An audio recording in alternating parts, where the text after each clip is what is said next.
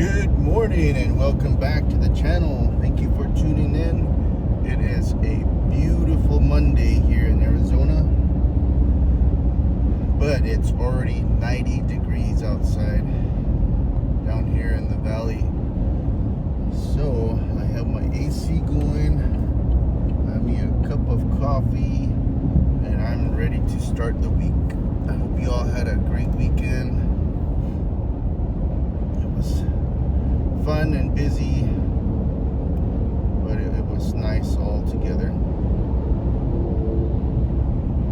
I hope everyone was able to go out and check the first annual art festival on the Mesas.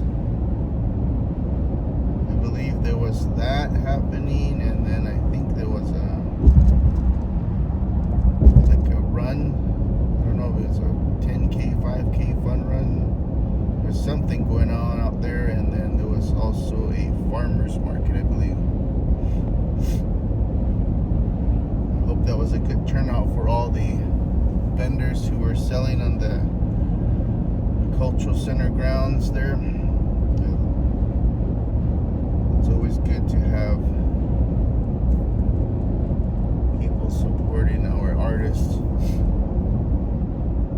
not just with their purchases, but also encouragement.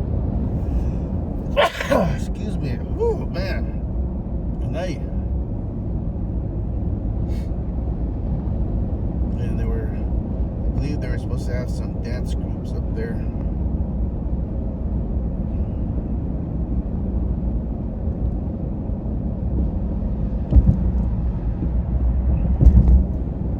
But yeah, it's a nice day. I gotta change my air filter after work. I bought one in Holbrook, but I didn't even get to change it. It was a lot of driving this past weekend, but it was so nice to spend time with my parents. I haven't spent that much time with them in a while, so that was my highlight. And then yesterday we had the missus and I went to lunch. We had a lunch date, and then our oldest barbecued some steaks for us last night. We made some mashed potatoes and some asparagus. At least we ate good, and then we hit the sack. Well, let's see what's going on the radio today. Let's see if there's any kind of issues for traffic that people need to be aware of. Whenever you're going to have these conversations, we cannot over-communicate on the topic of fentanyl and now perfect. Brandon King, KTAR News. In South Phoenix, an urgent message for students and parents at Kyrene de la Sierra Elementary. The school will close through at least the fall break for roof construction on the building, citing health and safety concerns. The elementary school sharing on the homepage of their website, students will learn remotely starting on Monday through the rest of the week. And Kyrene School District officials say they are working to establish alternate campuses for students to attend in person during that closure. That's Forward Hatchet with our TV partners at ABC 15. Virtual classrooms are available for the first week of the closure. They say support will be offered for students who need tech assistance, and no absences will be marked for students who have trouble attending virtually. Maricopa County Libraries have moved the juvenile health education books into adult sections in an effort to protect kids from explicit material at all county branches.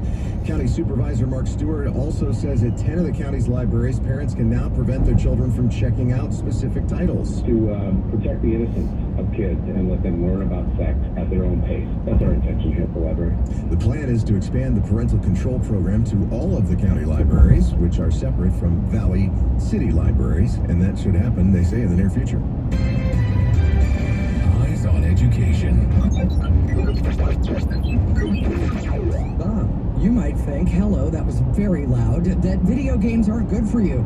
But what if you could get credits for college by playing one? ASU's Endless Games and Learning Lab is partnering with nonprofit Games for Change to give out credentials for gamers based on the games they play, like a history credit for a game based 2 centuries ago. Alina Olila with ASU says this could change how games work. But think of a world where a parent would have a look look at the game with their child, and it tells you like, oh, the child is going to learn about history. The program works to bring credentials to gamers around the world. It's 5:37, and coming up in just moments, did President Trump fire the head of the Bureau of Labor Statistics for putting out bad data, or just data he didn't want to hear? We'll talk with ABC News political analyst Steve Roberts coming up next. First, let's go to John Roller live in the Valley Chevy Dealers Traffic Center. All right, Jim and LaDonna, we've got another school district getting underway today, the Scottsdale Unified School District. All the schools inside that district getting underway this morning. Heads up, there'll be extra police on the roadways near those school zones this morning. So yeah, we're getting back to school this morning, and we're getting back to fairly normal conditions on the main lines. Eastbound I-10, we're bouncing back. Had that earlier crash right near 7th Street. That has since cleared away, so only light slowing now from the 202 transition into downtown Phoenix. 16 minutes on your ride in. In the North Valley, had some slowing on the eastbound 101 Alafria Freeway right near 35th Avenue in the construction zone there. That looks much better, so that crash is cleared away as well. And one surface street crash on the board right now, 7th Avenue, just south of McDowell. John Roller, KTAR News.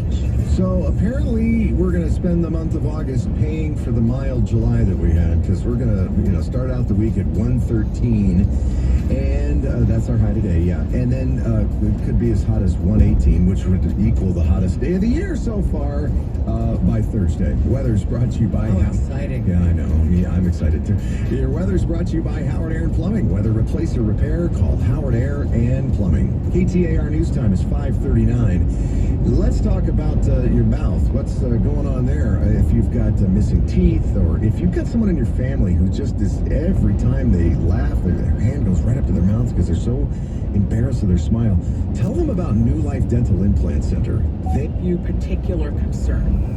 Quite the opposite. I'm biased because trade is good for everyone, especially a trade-dominant economy such as the United States that has a middle class, which is, I do all of my shopping at Walmart, for example. So trade expansion is great, and the lowering of trade barriers is great, but when it happens in a piecemeal way, it's kind of unpredictable. Moreover, Michelle, there's a specific set of equipment that we use at our seaports, which have been subject to tariffs as well. I was going to ask about that some of the tariffs affect the equipment that ports themselves use. Say more about that. Yes, so these are the large cranes that you see dotting the skyline at any large seaport gateway. And admittedly, many of these equipment are sourced from China.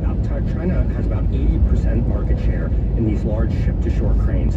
We'd love to reshore the manufacture of these equipment in the United States. In fact, Congress agrees. They introduced a bill just last week, the Port Crane Tax Credit Act, to help incentivize manufacture of these large cranes in the United States.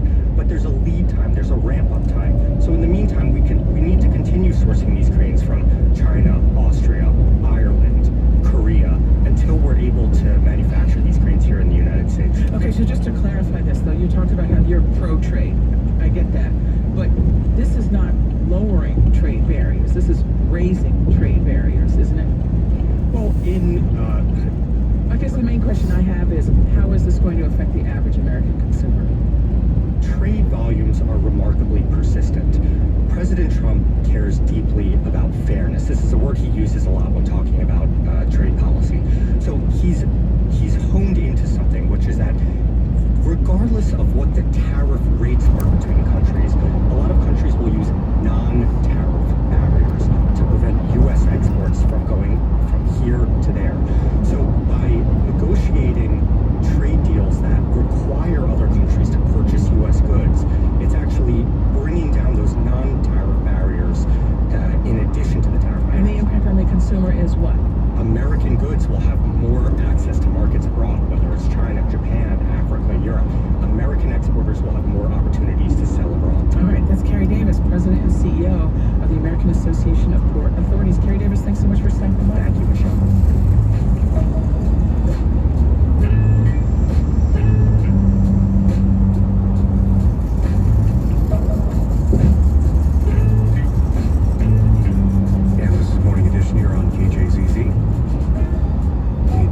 Smartphone and a company that actually stands for something.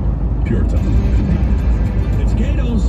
Brand new tariffs, bad jobs report. Are we seeing an economic downturn? We're going to talk to Megan McCain Mondays with Megan, 5 o'clock. Outspoken with Bruce and Gatos. Good Monday morning to you. Please don't shoot the messenger. It is 5:42. I'm LaDonna Harvey along with Jim Sharp from the KTAR Business Center. A West Valley warehouse sale breaks a record for the largest single building industrial transaction since 2023. Our partners at the Phoenix Business Journal say the building is over 1 million square feet. It sold for $140.2 million. Global giant LaSalle Investment Management bought that property. Wall Street is moving upward, at least in pre-market trading. Dow futures up 235, the S&P up 39, and the NASDAQ has gained almost 200 points. For more money news, visit the Business Center at KTAR.com. KTAR News Flash. At 5:43, this is what you need to know right now. There's hope for firefighters and others exposed to forever chemicals through work. New research says firefighters' exposure to PFAS can easily be reduced by donating plasma, washing gear and uniforms after a fire, and even taking carpet out of firehouses. July's job report showed fewer than 100,000 new jobs created last month, more than 250,000 fewer jobs created in May and June than originally estimated. We'll talk more about this with ABC News political analyst Steve Roberts and about the firing by President Trump of the bureau that put out those numbers. Texas Democrats have left the state to try to prevent the state house from holding a vote on new congressional maps today that Republicans hope will net them several additional House seats in the midterms. The dramatic move Sunday could expose Democrats to fines and other penalties.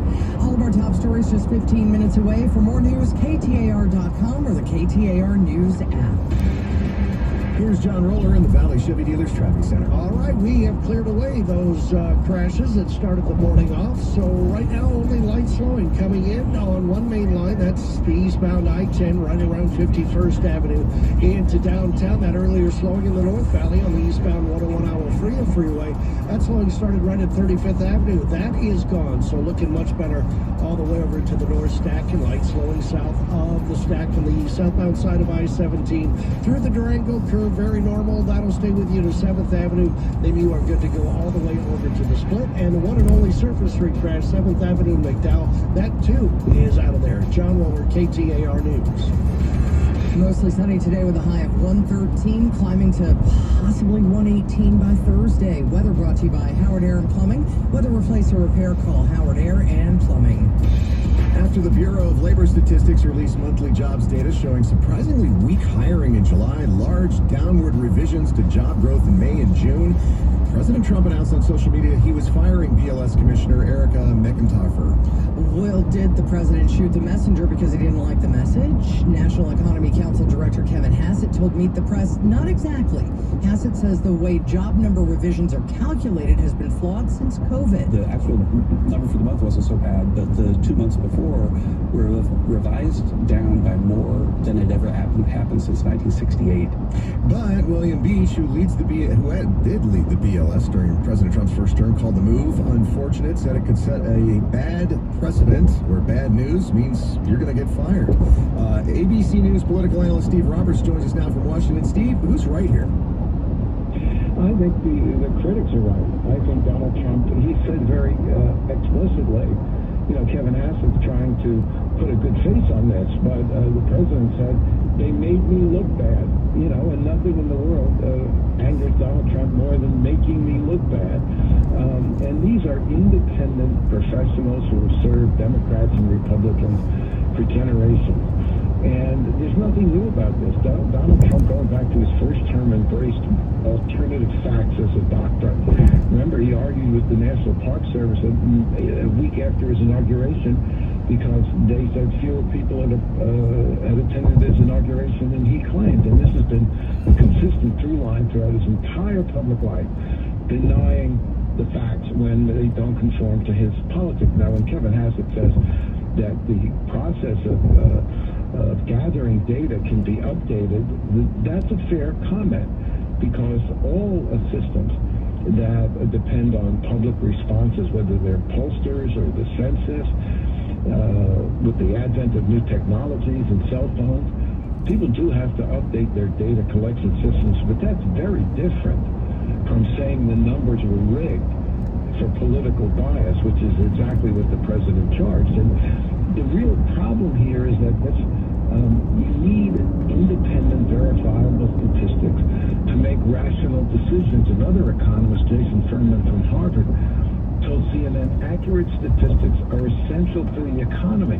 Countries that have tried to fake those statistics have often ended up with economic crises as a result. So this is not just tweeting some political claim. This is threatens the integrity and the rational basis for economic decision making. If you are working in government, Steve, are you concerned that if you release numbers that are not flattering to the administration or that could be perceived that way, are you out? Absolutely. I mean, Donald Trump has showed his very volatile personality and willing to fire people who don't agree with him. There are many examples of this. You look at, for instance, when he proposed his one big beautiful bill, and he claimed that the... All right, folks, thanks for tuning in. You guys have a great day.